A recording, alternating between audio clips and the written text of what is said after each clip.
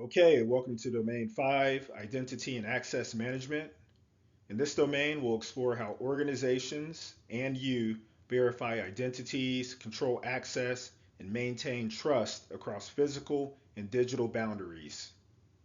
This series translates CISSP, common body of knowledge, into relatable, real-world examples so you can think like a security manager, not just a technician. Let's begin by understanding how we control access to both the physical and logical worlds. Access control starts with one goal: let the right people in and keep everyone else out. Physical controls use locks or badges. Logical controls use passwords and permissions. At home, you lock the front door and set a pin on your kid's tablet. That's access control in action. Even turning off Bluetooth file sharing helps prevent unauthorized devices. Now that we know who gets in, let's verify who they really are. Identification says who you are. Authentication proves it. Your email identifies you. Your password or fingerprint proves it's really you. When your app logs you out after a few idle minutes, that's session management, keeping things secure. Once users are verified, how can they stay trusted across multiple systems? Let's look at federation. Federation lets one identity travel safely between trusted systems. It's like one passport used across many borders. You log in once and gain access everywhere that trust that provider. Signing into apps with your Google or Microsoft account is federation in everyday life. After authentication, we decide what each user can do. That's called authorization. Authorization answers, what can this user do? Role-based, discretionary, mandatory, and attribute-based models each define that differently. On your home computer, adults can install apps while kids can't. That's a simple role-based access control example. Streaming services on your kid's profile, that's attribute-based. Now that roles are defined, let's manage those identities through their entire life cycle. Every account has a life cycle: onboarding, modifying, and offboarding. You add access when someone joins, adjust it when they move roles, and remove it when they leave. At home, you delete your teen's console login when they head to college. That's the same principle. Now let's see how authentication systems keep all of this secure and simple. Authentication relies on something you know, have, or are. Fingerprint plus PIN. That's multi-factor authentication. Using one login for all company apps, that's SSO. Efficient, but also a single point of failure. Use password managers and multi-factor authentication to strengthen both convenience and security. Now, as short as that was, that wraps up Domain 5's key concepts. Now we'll put these principles into action and test your CISSP mindset. Before we jump into the quiz, here are a few things to keep in mind. CISSP questions aren't designed to test how many facts you can memorize. They test how you think. You'll often see multiple answers that look correct from a technical point of view, but your goal is to choose the next best step or the option that reflects sound, risk-based judgment. Always approach each question from a risk advisor and managerial perspective. Ask yourself, which choice best supports business objectives while minimizing risk? That's the mindset the exam is built around, and it's what separates someone who knows cybersecurity from someone who can lead it. Let's get started. Question 1. A company requires employees to badge into secure areas and log into systems using a smart card. Which control type combination is best represented? A. Administrative plus compensating. B. Preventative plus physical. C. Preventative plus logical. D. Detective plus physical. correct answer is C, preventative plus logical. The badge and login proactively prevent unauthorized access. CISSP reasoning focuses on function, not just the form. Question 2. After successful login, a user attempts to access payroll data but is denied.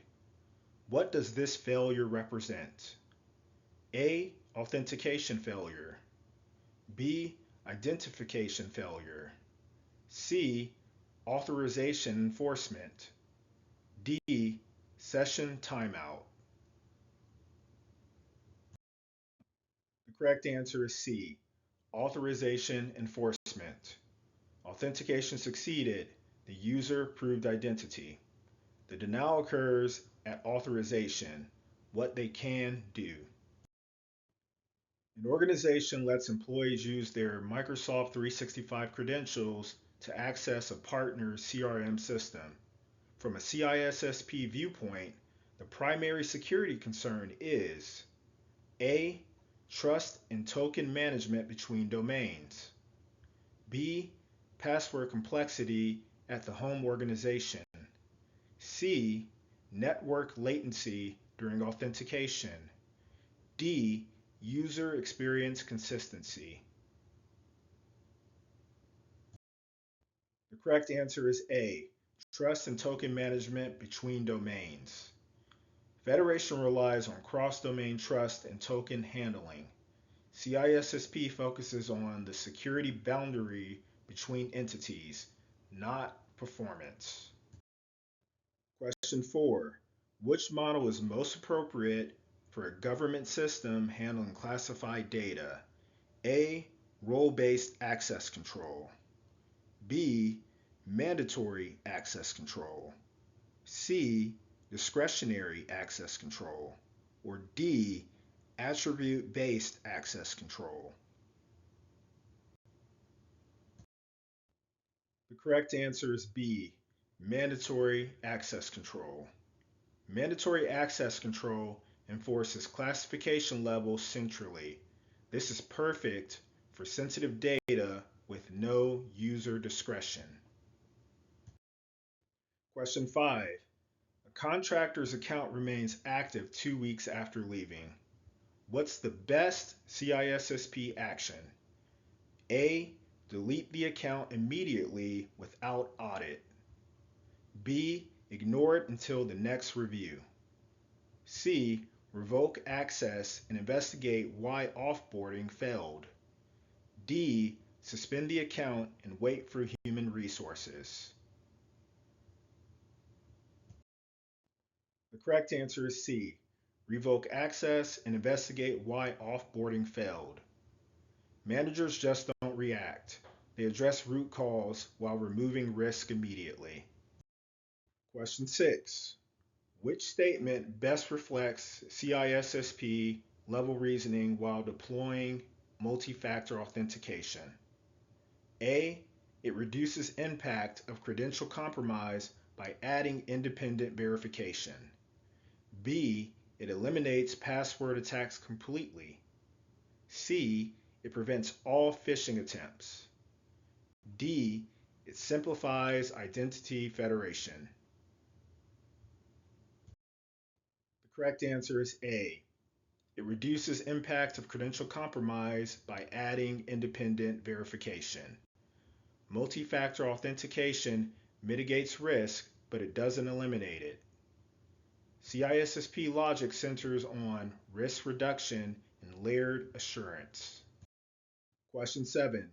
A web application times out after 10 minutes of inactivity.